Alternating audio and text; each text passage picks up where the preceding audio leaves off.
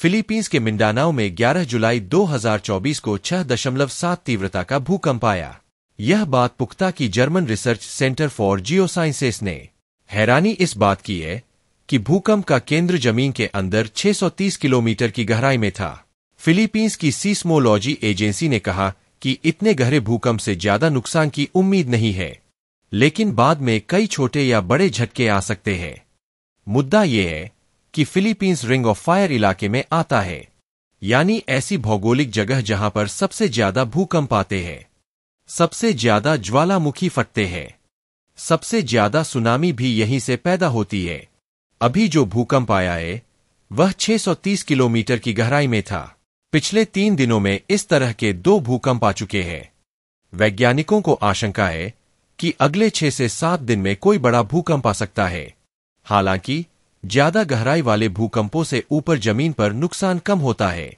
मतलब ये कि अगर कोई भूकंप 500 किलोमीटर की गहराई में आता है तो उसका नुकसान ऊपर कम दिखेगा, लेकिन वही भूकंप अगर 20 किलोमीटर या उससे ऊपर की गहराई में आता है तो जमीन पर नुकसान ज्यादा देखने को मिलेगा। आमतौर पर छिछले भूकंप ज्यादा आते हैं, यानी वो भूकंप जो 20 किलोमीटर या उससे कम गहराई के होते हैं। दुनिया में आने वाले सभी भूकंपों में से 75% यही होते हैं। इन्हें शैलो फोकस भूकंप कहते हैं। बदकिस्मती से जितना छिछला भूकंप होगा नुकसान उतना ही ज्यादा होगा, लेकिन गहरे भूकंप नुकसान कम पहुंचाते हैं।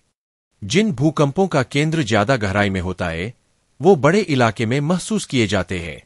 यानी कई देशों में सदियों पहले ऐसा एक ही भूकंप आया था, जिसकी वजह से म्यांमार के बागन कस्बे में सैकड़ों मंदिर क्षतिग्रस्त हुए थे, लेकिन सिर्फ 4 लोगों की मौत हुई थी।